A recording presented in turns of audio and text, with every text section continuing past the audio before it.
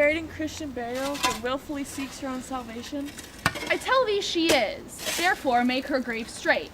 The crowner hath sat on her, and finds it Christian burial. How can that be, unless she drowned herself in her own defense? Why, 'tis found so. Must be sia fendendo, it cannot be else. For here lies the point. If I drown myself wittingly, it argues an act, and an act hath 3 branches.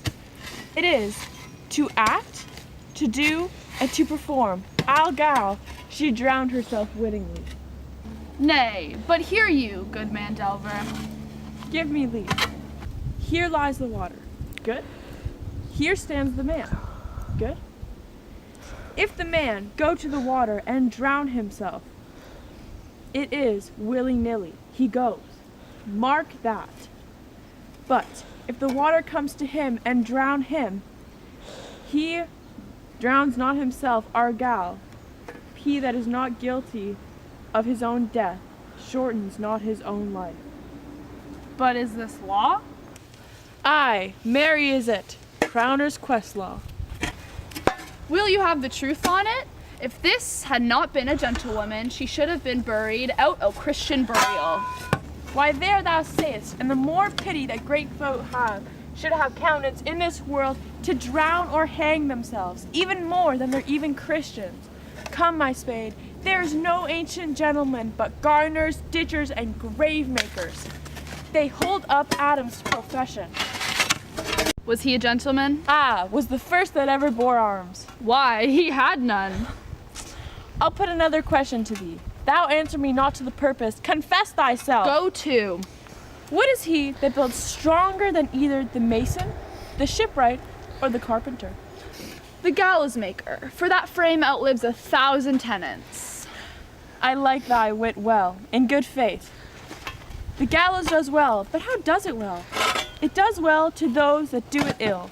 Now, thou dost ill to say the gallows is built stronger than the church, our gal. The gallows may do well to thee. Do it again. Come. Who builds stronger than a mason, a shipwright or a carpenter? Ah, tell me that and unyoke. Marry, now I can tell. To it. Mass, I cannot tell.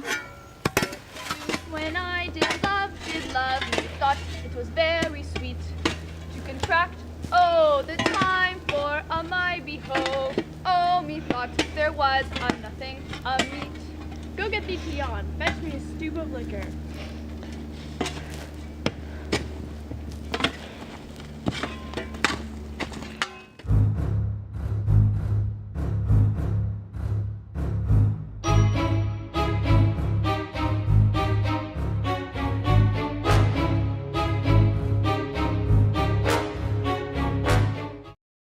Hath this fellow no feeling of his business that he sings at grave making?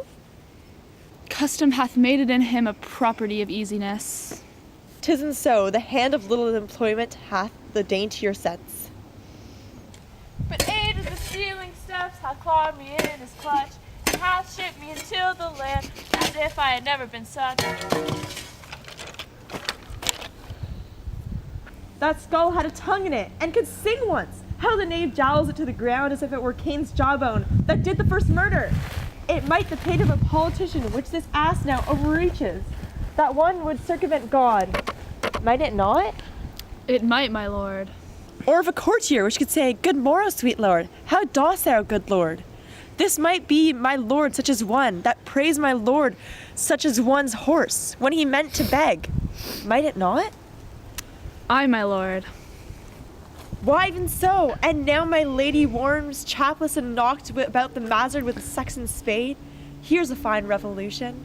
If we had the trick to see it, did these bones cost no more than the breeding, but to play at loggets with them?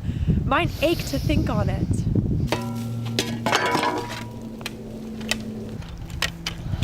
There's another.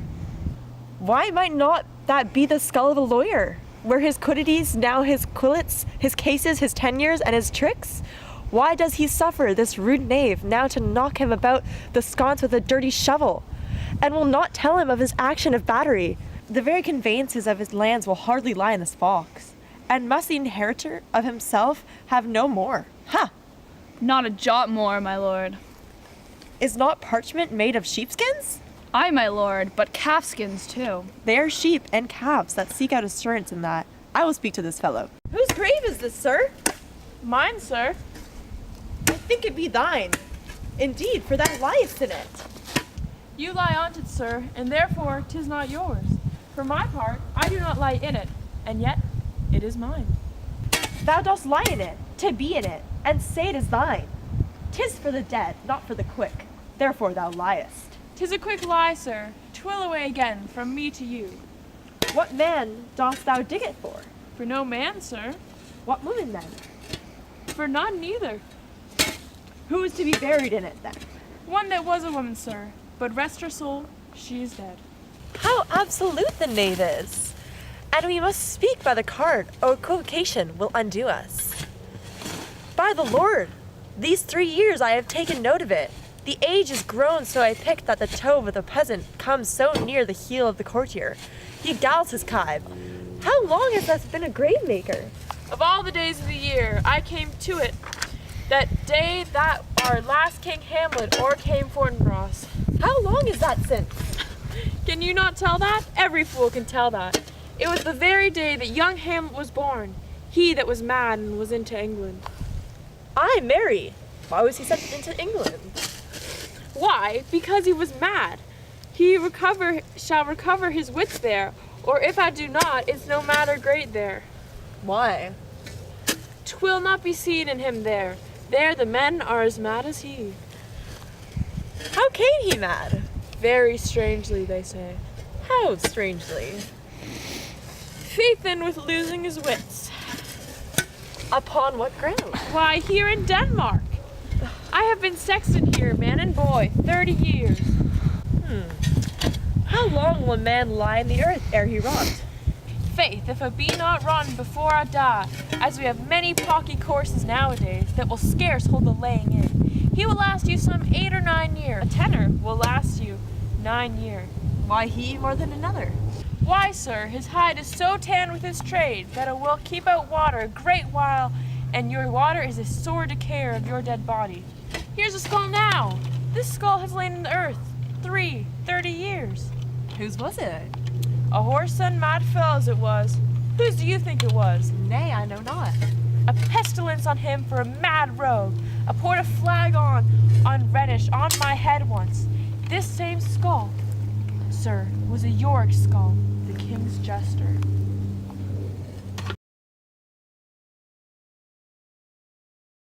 Alas, poor Yorick! I knew him, Horatio! A fellow of infinite jest, of most excellent fancy. He hath borne me on his back 1,000 times, and now how abhorrent in my imagination it is! My gorge rises at it. Here hung those lips that I have kissed I know not how oft. Where be your jibes now? Your gambols? Your songs? Your flashes of merriment that were wont to set the table on a roar? Not one now to mock your own grinning? Quite chapfallen? Now get you to my lady's chamber, and tell her, let her paint an inch thick, to this favor she must come. Make her laugh at that. Prithee, Horatio, tell me one thing. What's that, my lord? Dost thou think Alexander looked over this fashion in the earth? Even so. And smelt so? Puh!